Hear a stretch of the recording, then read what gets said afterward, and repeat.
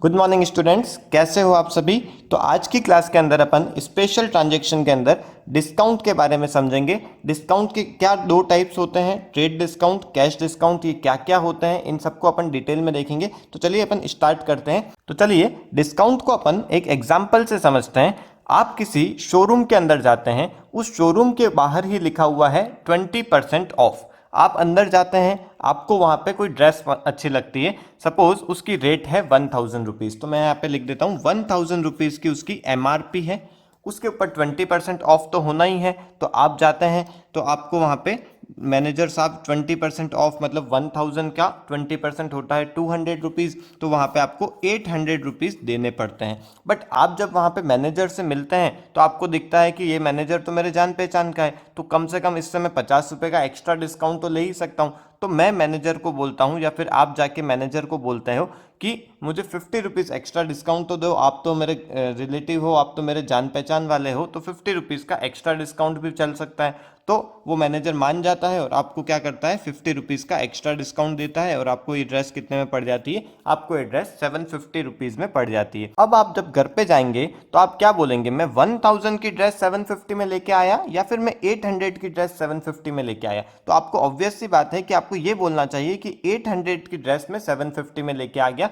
क्यों? क्योंकि ये जो ड्रेस थी ये 800 में तो सभी जनों को मिल रही थी, तो इसमें आपने कोई स्पेशल नहीं किया कि 200 रुपीज़ का एक्स्ट्रा डिस्काउंट लिया है। नहीं, आपने 800 की ड्रेस 750 में लेके आए हो, आपको एक्स्ट्रा जो डिस्काउंट मिला है ये 50 रुपीज़ का ओनली मिला है। तो यहाँ पे समझिए कि ये जो डिस्काउंट होता है जो सभी के लिए अवेलेबल होता है, इसे अपन बोलते हैं ट्रेड डिस्काउंट। ये होता है ट्रेड डिस्काउंट। और ये जो डिस्काउंट है जो आपने स्पेशल आपको मिला है या फिर आपने कैश हाथों हाथ दिया उसकी वजह से आपको मिला है, तो इसके लिए ये जो डिस्काउंट होता है इसे अपन बोलते हैं कैश डिस्काउंट। जब आप बोलेंगे कि मैंने परचेज किया तो आपको यहाँ पे बोलना है कि मैंने परचेज कितने का किया। मैंने 1000 का परचेज नहीं किया, मैंने कितने का परचेज किया, मैंने परचेज किया ओनली 800 रुपीज़ की चीज़।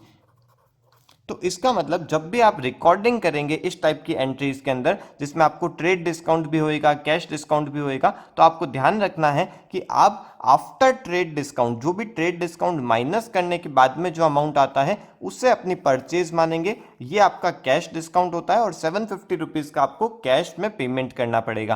तो इसका मतलब आप ट्रेड डिस्काउंट को कहीं पे भी रिकॉर्ड नहीं करते हैं। आप ये 1000 को भी रिकॉर्ड नहीं करेंगे। ये आपकी क्या है, ये MRP है जो आपको नहीं देनी पड़ी थी। आपको ट्रेड डिस्काउंट माइनस होने के बाद में 800 और 800 में भी यदि कैश डिस्काउंट मिल गया आपको तो आपको 750 रुपीज़ का कैश देना पड़ा। तो आपको ना MRP रिकॉर्ड करनी है ना आपको ट्रेड डिस्काउंट रिकॉर्ड करना है। आपको ये तीनों चीज़ें कहीं ना कहीं रिकॉर्ड होएगी, जैसे कि 800 रुपीज़ में आपका परचेज हुआ, 50 रुपीज़ में आपको डिस्काउंट मिल गया और 750 रुपीज़ आपको कैश देना पड़ा। तो ये दोनों जो चीज़ें हैं इसको अपन यहाँ से एक बार समझते हैं। देखिए यहाँ पे मैंने लिखा हुआ है कि डिस्काउंट दो टाइप के होते हैं, एक डिस्काउंट ट्रेड डिस्काउंट होता है और एक डिस्काउंट कैश डिस्काउंट होता है। ट्रेड डिस्काउंट को आप कभी भी बुक्स के अंदर रिकॉर्ड नहीं करते हैं और कैश डिस्काउंट जो होता है इसे आप बुक्स के अंदर रिकॉर्ड करते हैं। अब देखिए जब अपन परचेज करेंगे तो अब अपने को डिस्काउंट मिलेगा, तो वो डिस्काउंट रिसीव्ड हो जाएगा, और जब अपन सेल करेंगे तब अपने को डिस्काउंट देना पड़ेगा, मतलब वो डिस्काउंट अलाउड हो जाएगा। तो दोनों ही केसेस को अपन डिटेल में देखेंगे। पहले अपन परचेज के अंदर देख लेते हैं, परचेज के अंदर कितने केसेस बनेंगे, उसके बाद में अपन सेल के ऊपर चलेंगे। तो चलिए परचेज के अंदर फर्स्ट केस देखते हैं। देखिए यहाँ पे देखिए मैंने लिखा हुआ है purchased goods from Shyam costing ₹20,000, trade discount 10%। तो देखिए मैंने यहाँ पे क्या किया है, 20,000 रुपये का कोई गुड्स परचेज किया है। किससे परचेज किया है? मैंने श्याम से परचेज किया है और वहाँ पे ट्रेड डिस्काउंट कितना था, 10% का कैश का ट्रेड डिस्काउंट था। यहाँ पे देखिए कैश डिस्काउंट नहीं गिवन है क्वेश्चन में। एक और चीज़ समझनी है कि कैश डिस्काउंट तभी मिलेगा अपने को जब अपन कैश के अंदर पेमेंट करेंगे। जब अपन कैश में पेमेंट करते हैं तभी अपने को कैश डिस्काउंट का फायदा मिल पाएगा। तो चलिए इस क्वेश्चन की एंट्री कैसे बनेगी। दो अकाउंट इफेक्ट होंगे, आपको ये पता ही है कि यहाँ पे परचेज अकाउंट इफेक्ट होएगा, और क्योंकि मैंने यहाँ पे कैश में पेमेंट नहीं किया है इसलिए यहाँ पे शाम मेरी जो लाइबिलिटी है वो अकाउंट इफेक्ट होएगा। अब देखिए मैं डायरेक्टली एंट्री बता रहा हूँ, मैंने आपके साथ में और भी ये चीज़ें डिस्कस कर चुका हूँ कि कौन सा अकाउंट कैसे इफेक्ट होता है। तो अब मैं डायरेक्टली एंट्री की तरफ जाऊँगा। तो पहले एक अकाउंट ये देखिए परचेज अकाउंट, यहाँ पे इफेक्ट होएगा, और परचेज क्योंकि अपना एक्सपेंस है इसलिए मैं इसे डेबिट करूंगा। और शाम मेरी एक लाइबिलिटी है, लाइबिलिटी इंक्रीज हो रही है इसलिए यहाँ पे मैं टू शाम करूंगा, ये मैं क्रेडिट कर रहा हूँ इसे। तो परचेज अकाउंट डेबिट टू शाम, ये एंट्री हो जाएगी। अब देखिए अपने को ध्यान क्या रखना है, यहाँ पे अमाउंट कितना आएगा। तो कॉस्ट प्राइस उसकी कितनी थी, 20,000 रुपीज़ की उसकी कॉस्ट प्राइस थी, और ट्रेड डिस्काउंट कितना था, 10% का, मतलब 2,000 रुपीज़ का यहाँ पे क्या हो गया, ट्रेड डिस्काउंट हो गया। तो 20,000 माइनस 2,000, 18,000 आ गया। तो अपने को 18,000 की ही अपन बोलेंगे कि मैंने परचेज कितने का किया, 18,000 का परचेज किया, और मुझे शाम को कितने रुपए देने हैं, वो भी मेरी लाइबिलिटी भी कितने से बढ़ी है, 18,000 से। इसका मतलब ट्रेड डिस्काउंट देखिए कहीं पे भी इफेक्ट नहीं हो रहा है, मतलब ट्रेड डिस्काउंट की वजह से सिर्फ ये अमाउंट में इफेक्ट होता है, बट ये एंट्री के अंदर कहीं पे भी ट्रेड डिस्काउंट रिकॉर्ड नहीं होएगा। तो चलिए इसका नेक्स्ट एक केस देखते हैं अपन, जिसके अंदर ट्रेड डिस्काउंट और कैश डिस्काउंट दोनों रहेंगे। उस केस के अंदर अपन देखेंगे कि कैसे अपने को रिकॉर्ड करनी है एंट्री। तो चलिए केस सेकंड देखिए, यहाँ पे लिखा है purchased goods from Shyam costing ₹20,000। देखिए यहाँ तक क्वेश्चन सेम था, फॉर कैश लिख दिया। फॉर कैश का मतलब है कि मैंने अब जो है पेमेंट शाम को हाथों हाथ कर दिया है, उसी समय अपन ने कैश में पेमेंट कर दिया है। और दो चीज़ें और लिखी हुई है, ट्रेड डिस्काउंट दिया हुआ है 10% का, और कैश डिस्काउंट गिवन है 5% का। तो देखिए यहाँ पे जो एंट्री होगी, यहाँ पे अपन देखते हैं कि एक अकाउंट अपना इफेक्ट होएगा परचेज अकाउंट। मैं इसमें यहाँ पे आपको पूरे अकाउंट वाइज बता रहा हूँ, पहले स्टार्ट से बता रहा हूँ कि कौन कौन से अकाउंट इफेक्ट होंगे, उसके बाद मैं इसकी जर्नल एंट्री कराऊंगा। तो देखिए पहले एक अकाउंट इफेक्ट हुआ परचेज अकाउंट, दूसरा अकाउंट एक अपने को इफेक्ट होएगा क्योंकि अपन ने यहाँ पे कैश का पेमेंट कर दिया है, तो यहाँ पे कैश अकाउंट और इफेक्ट होएगा। और तीसरी चीज अपने को एक और ध्यान रखनी है, क्योंकि मैंने यहाँ पे क्या है, मुझे कैश डिस्काउंट भी मिल रहा है। कैश डिस्काउंट क्यों मिलेगा, क्योंकि मैंने कैश में पेमेंट किया है और कैश डिस्काउंट यहाँ पे गिवन भी था, तो इसका मतलब यहाँ पे अपने को डिस्काउंट मिला है, तो डिस्काउंट रिसीव्ड अकाउंट भी इफेक्ट होएगा यहाँ पे। तो तीनों अकाउंट इफेक्ट हो रहे हैं। अब परचेज अपना एक्सपेंस है इसलिए अपन इसे डेबिट करते हैं, कैश अपना जा रहा है, पेमेंट कर रहे हैं, तो इससे अपने को क्रेडिट करना पड़ेगा, और डिस्काउंट रिसीव ये अपनी इनकम है, इनकम अपना क्या होती है, क्रेडिट होती है। तो ये सारी चीज़ें हैं। अब इसके ऊपर अपन एंट्री देख लेते हैं, एंट्री कैसे होएगी। देखिए परचेज अकाउंट को मैं करूँगा debit, purchase account debit to cash और टू डिस्काउंट रिसीव्ड। अब देखिए अमाउंट की बात आती है कि अमाउंट कैसे कैलकुलेट होएगा। तो देखिए सबसे पहले यहाँ पे अपने को देखना है कि इस जो प्रोडक्ट था उसकी एमआरपी कितनी थी, 20,000 की उसकी एमआरपी थी। अब उसमें से पहले अपने को ट्रेड डिस्काउंट माइनस करना है जो सभी के लिए अवेलेबल होता है। तो ट्रेड डिस्काउंट 10% के हिसाब से 2,000 रुपीज़ ये माइनस हो जाएगा। ये अमाउंट आया अपने पास में 18,000। अब क्योंकि अपन इस 18,000 का हाथों हाथ पेमेंट करने लग रहे थे, तो इसलिए उन्होंने बोला कि आपको तो कैश डिस्काउंट भी मिल जाएगा। तो कैश डिस्काउंट कितना है, 5% का कैश डिस्काउंट है। तो इस 18,000 का 5% कितना होता है, 900 रुपीज़। तो ये 900 रुपीज़ का डिस्काउंट आपको और मिलेगा। इसका मतलब आपको अब पेमेंट कितना करना पड़ेगा, ओनली 17,100 का आपको पेमेंट करना पड़ेगा। अब देखिए ध्यान क्या रखना है कि परचेज मैंने 20,000 की नहीं करी है, अपन ने परचेज करी है 18,000 की। क्यों, क्योंकि ये जो 2,000 का डिस्काउंट था ये तो सभी के लिए अवेलेबल था, तो ये जो 18,000 है ये अपने परचेज अकाउंट के डेबिट में आ जाएगा यहाँ पे 18,000 रुपीज़ का। देन पेमेंट मैंने कितना किया है, मैंने पेमेंट किया है 17,100 का, तो कैश मेरे से कितना गया है 17,100, तो ये कैश के सामने लिख देंगे अपन। और 900 रुपीज़ का जो डिस्काउंट मिला है ये अपना कैश डिस्काउंट है, इसे अपन रिकॉर्ड करते हैं, इसलिए अपन इसे क्रेडिट साइड में मतलब टू डिस्काउंट रिसीव्ड के अंदर यहाँ पे लिख देंगे 900 रुपीज़। तो इस हिसाब से अपनी एंट्री मैच हो जाएगी, 18,000 रुपीज़ का डेबिट और ये भी टोटल मिलाएंगे तो 18,000 रुपीज़ क्रेडिट हो जाएगा। एक और चीज़ मैं आपको बता दूं कि जहाँ पे कैश आता है डिस्काउंट रिसीव्ड भी वहीं पे आएगा। इसका मतलब जहाँ पे जैसे कैश सपोज डेबिट हो रहा है तो डिस्काउंट अलाउड भी क्या होएगा, डेबिट होएगा। कैश यदि क्रेडिट हो रहा है तो डिस्काउंट रिसीव्ड भी क्या होएगा, क्रेडिट होएगा। तो ये इजीली अपन समझ सकते हैं कि जहाँ पे कैश रहेगा उसी हिसाब से डिस्काउंट भी उसी के साथ में ही आएगा। चलिए इसका थर्ड केस देखते हैं अपन। तो देखिए थर्ड केस में क्या गिवन है, purchased goods from Shyam costing ₹20,000, trade discount 10%, cash discount 5%। तो यहाँ तक लगभग क्वेश्चन सेम है। पहले वाले केस के अंदर क्या था, यहाँ पे पूरा का पूरा कैश अपन हाथों हाथ देने वाले थे, बट यहाँ पे अब देखिए क्या लिखा हुआ है, पेड 1/4 अमाउंट टू श्याम। तो मतलब यहाँ पे अपन ने पूरा पेमेंट अभी कैश में नहीं किया है, ओनली 1/4 पेमेंट अपन ने क्या किया है, शाम को अभी का अभी दिया है। तो अब अपने को ध्यान रखना है कि जितना पेमेंट अपन करने लगेंगे, जो अपन कैश में पेमेंट करने लगेंगे, उसी के ऊपर अपने को कैश डिस्काउंट मिलेगा। पूरे अमाउंट के ऊपर अपने को कैश डिस्काउंट नहीं मिलेगा, क्योंकि कैश डिस्काउंट देखिए नाम से समझ में आ रहा है कि जो कैश में पेमेंट करेगा उससे ये कैश डिस्काउंट मिलेगा। तो अपन कैश में कितना पेमेंट कर रहे हैं, अभी 1/4 पेमेंट ही कर रहे हैं, तो 1/4 जो अमाउंट होएगा उसी के ऊपर अपने को ये 5% का कैश डिस्काउंट मिलेगा। तो चलिए देखते हैं, पहले इसका अमाउंट कैलकुलेट कर लेते हैं अपन, उसके बाद में अपन इसकी जर्नल एंट्री देखेंगे। तो देखिए अपना जो गुड्स था वो कितने का था, एमआरपी इसकी थी 20,000 रुपीज़ की। सबसे पहले आपको करना है इसमें से ट्रेड डिस्काउंट माइनस। तो ट्रेड डिस्काउंट देखिए यहाँ पे 10% है, ये 10% कितना हो जाएगा अमाउंट, 2,000 रुपीज़ ये आ जाएगा। तो ये जो आएगा 18,000 ये आपका परचेज अकाउंट के अंदर रिकॉर्ड हो जाएगा। ये आप इजीली समझ सकते हैं कि जो एमआरपी में से जो ट्रेड डिस्काउंट माइनस होने के बाद जो अमाउंट आता है वो आता है परचेज अकाउंट के अंदर रिकॉर्ड हो जाता है। उसके बाद में आपको क्या करना है, उसके बाद में देखना है कि अपन अभी कितना पेमेंट कर रहे हैं। तो अभी देखिए पेड 1/4 अमाउंट टू श्याम, तो अपन क्या कर रहे हैं, इसका जितना पेमेंट बनता है, टोटल पेमेंट बनता है 18,000 रुपीज़ का, इस 18,000 का 1/4 अपन पेमेंट करने लगते हैं। तो 1/4 इसका कैलकुलेट करोगे तो आएगा 4,500 रुपीज़ का। 4,500 का जैसे ही अपन पेमेंट करने लगे तो उन्होंने बोला आप कैश में पेमेंट कर रहे हैं इतने का, तो आपको कैश डिस्काउंट मिल जाएगा 5% का। तो इसका जो कैश डिस्काउंट है इस अमाउंट के ऊपर निकलना है। ध्यान रखना है अपने को कि इतने का अपन पेमेंट करने लग रहे थे, एक्चुअल में अपन ने इतना पेमेंट नहीं किया है। इसमें से इसका जो 5% है जो आता है 225 रुपीज़, 225 रुपीज़ का अपन क्या करेंगे, ये अपने को कैश डिस्काउंट मिल जाएगा।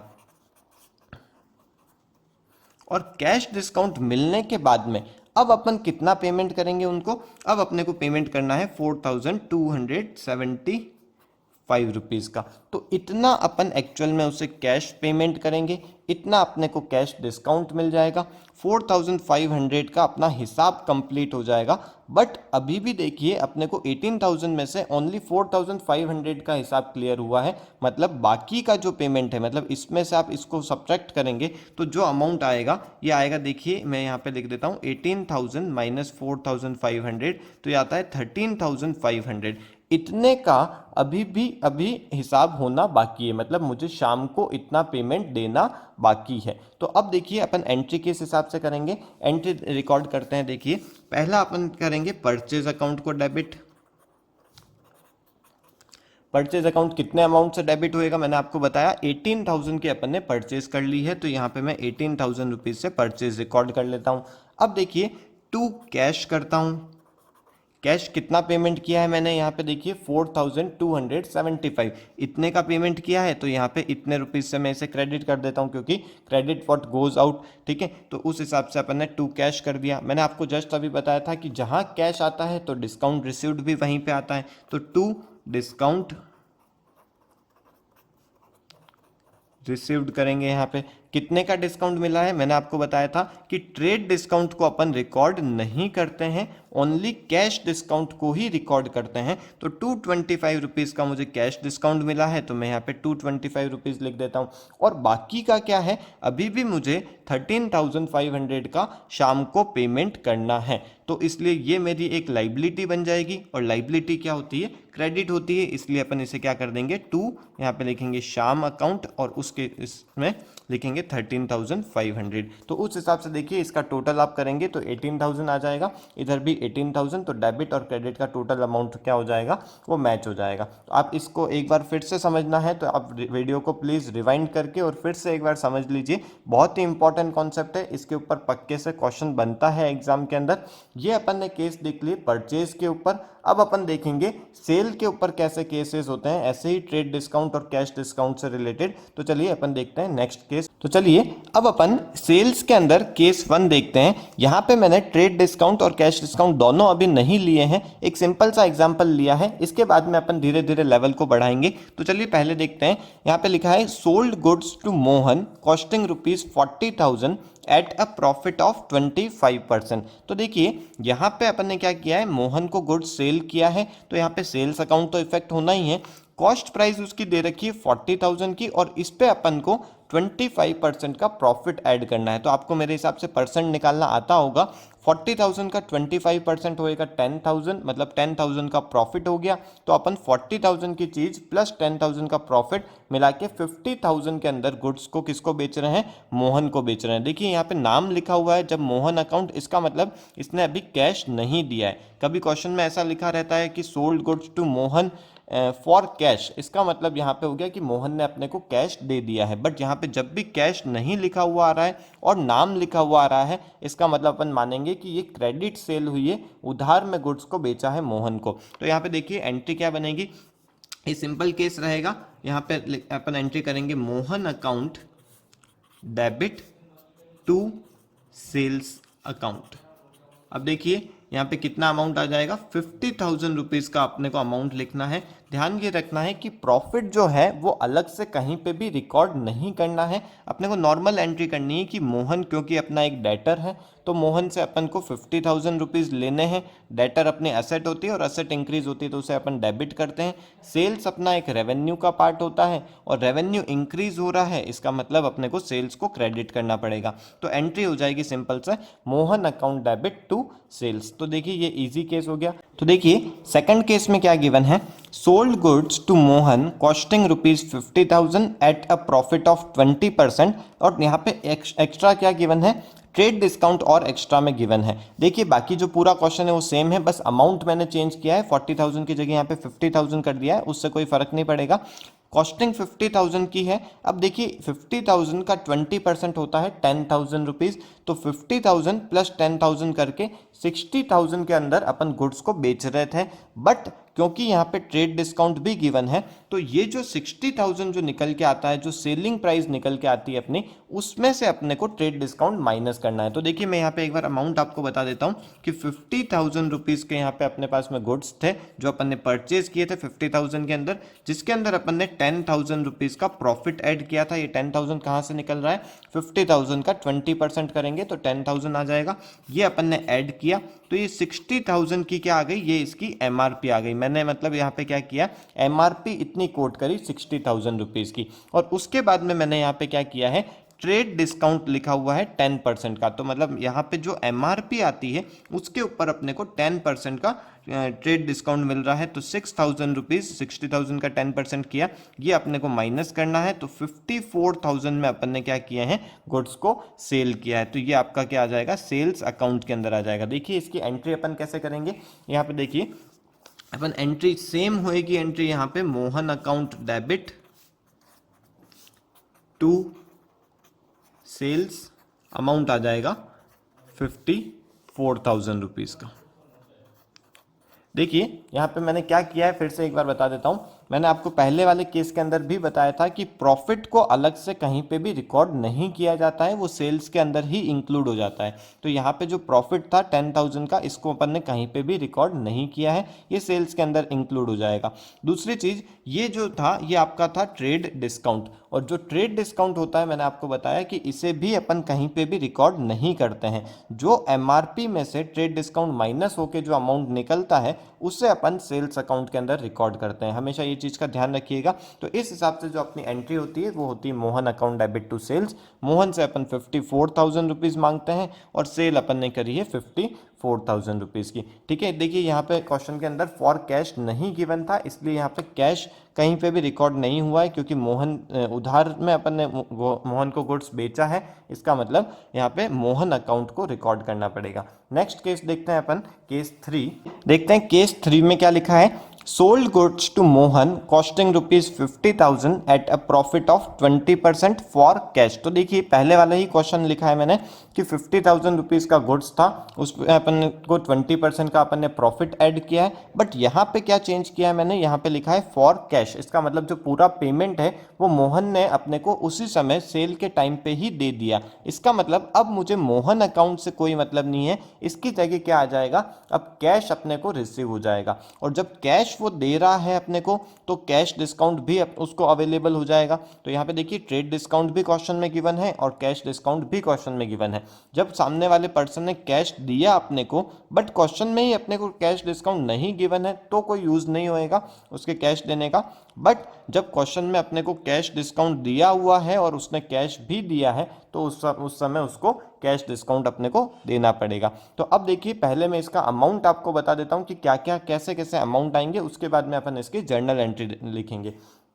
तो देखिए सबसे पहले अपने पास में 50,000 रुपीज़ का गुड्स था, ये उसकी कॉस्ट प्राइस थी। इसके अंदर अपन को प्रॉफिट ऐड करना होता है, ये अपना प्रॉफिट हो गया। और प्रॉफिट किस पे कैलकुलेट करेंगे, कॉस्ट के ऊपर अपन कैलकुलेट करेंगे। 50,000 का 20% कितना होता है, 10,000 होता है। तो ये अपन ने 10,000 रुपीज़ का प्रॉफिट ऐड किया, ये अपने पास में 60,000 क्या निकल के आ गया, ये अपनी MRP निकल के आ गई, ये MRP निकल गई। और इसके बाद में अपने को क्या करना है, पहले अपन क्या करेंगे, इस ट्रेड डिस्काउंट को माइनस करेंगे। देखिए 60,000 जो MRP होती है उसके ऊपर ट्रेड डिस्काउंट लगाना है। तो 60,000 का 20% कितना होता है, यहाँ पे 12,000 हो जाता है। तो ये 12,000 का अपने को ट्रेड डिस्काउंट देना है, मतलब 48,000 का ये जो चीज़ है ये अपने सेल्स अकाउंट के अंदर रिकॉर्ड करना है अपने को। ये चीज़ अपन यहाँ तक समझ जाइए अच्छे से। क्वेश्चन समझ में नहीं आ रहा है तो प्लीज़ इसे वीडियो को रिवाइंड करके फिर से समझिए। तो चलिए इसके बाद में देखिए 48,000 का जब अपन कैश में उसको पेमेंट करने लगे, क्योंकि मैंने 48,000 की सेल करी है तो सामने वाले पर्सन ने 48,000 रुपीज़ जब मोहन अपने को देने लगा तब अपन ने उसको क्या बोला कि आप जब हमको कैश में पेमेंट कर रहे हो तो हम आपको कैश डिस्काउंट भी देंगे 10% का। तो इसका मतलब उसको अपन ने कैश डिस्काउंट दिया 4800 रुपीज़ का। ये क्या चीज़ है, ये कैश डिस्काउंट है। और इससे अपन इसको माइनस करने के बाद में जो आएगा ये 43,200 रुपीज़ का जो है ये उसने अपने को कैश में पेमेंट कर दिया। तो ये अपने को कैश अकाउंट के अंदर रिकॉर्ड करना है। तो एक बार फिर से समझते हैं। देखिए सबसे पहले 50,000 की कॉस्ट प्राइस थी, प्रॉफिट अपन ने उसमें जोड़ा 20% का, तो इसके ऊपर निकाला। MRP निकली 60,000। इस MRP के ऊपर अपन ने सबसे पहले ट्रेड डिस्काउंट को माइनस किया। ट्रेड डिस्काउंट 60,000 के ऊपर निकालना है अपने को, जो MRP होगी उसके ऊपर। इसका 20% आता है 12,000, ट्रेड डिस्काउंट माइनस किया 48,000। मैंने आपको पहले ही बताया था कि MRP में से जब ट्रेड डिस्काउंट माइनस करने पे जो अमाउंट आएगा वो अपना सेल्स अकाउंट के अंदर रिकॉर्ड हो जाएगा। इसके ऊपर क्योंकि जब वो अपने को पेमेंट करने लगा 48,000 का तो अपन ने बोला कैश डिस्काउंट मिलेगा। कैश डिस्काउंट दिया अपन ने तो उसने अपने को कैश कितना दिया, 43,200 रुपीज़ का उसने अपने को कैश दिया। तो चलिए अब इसकी अपन एंट्री देखते हैं। देखिए सबसे पहला अपने को ध्यान क्या रखना है कि यहाँ पे अपने को कैश रिसीव हो रहा है, तो यहाँ पे अपन कैश अकाउंट को क्या करेंगे, डेबिट करेंगे। और इसका अपने को अमाउंट भी पता है कि अपने को मिला कितना है कैश, 43,200 रुपीज़ का कैश मिला है। तो इसके आगे अपन ने इसका अमाउंट भी लिख दिया। फिर दूसरी चीज़, क्योंकि अपन ने यहाँ पे अब इसको डिस्काउंट दिया है तो डिस्काउंट अलाउड कर देते हैं अपन। यहाँ पे डिस्काउंट कितना अपन ने दिया है उसे, अपन ने डिस्काउंट दिया है उसे 4800 रुपीज़ का। तो 4800 रुपीज़ का डिस्काउंट हो गया। इसके बाद में और अपन ने बाकी क्या किया है, बस अपन ने यहाँ पे सेल्स करी है। सेल कितने की करी है, 48,000 की अपन ने उसको सेल करिए। तो आई होप ये समझ में आ गया होगा आपको केस। देखिए यहाँ पे मैंने ना ट्रेड डिस्काउंट कहीं पे रिकॉर्ड किया है, ना मैंने प्रॉफिट कहीं पे रिकॉर्ड किया है। सिंपल जो कैश अपने पास में जो एंड में आता है यहाँ पे 43,200 का आया, ये अपने को रिकॉर्ड करना है। कैश डिस्काउंट रिकॉर्ड करते हैं और सेल्स अकाउंट को अपन रिकॉर्ड करते हैं। बस इतना सा केस है। चलिए इसके बाद में एक और केस अपन को देखना है। देखिए नेक्स्ट केस में क्या है, sold goods to Mohan costing ₹50,000 at a profit of 20%। तो सेम यहाँ पे केस रखा है मैंने, 50,000 की चीज़ 20% का प्रॉफिट मतलब 10,000 का प्रॉफिट हो गया तो 60,000 की उसकी MRP हो जाएगी। Mohan paid 1/3 amount in cash. देखिए पहले वाले जो क्वेश्चन था उसके अंदर ऐसा नहीं लिखा हुआ था कि कितना पेमेंट किया, इसका मतलब अपन मानते थे कि पूरा का पूरा पेमेंट उसने अपने को कैश में दे दिया है। बट यहाँ पे इस क्वेश्चन में अपने को लिखा हुआ है कि ओनली 1/3 अमाउंट उसने क्या किया है, कैश में अपने को दिया है।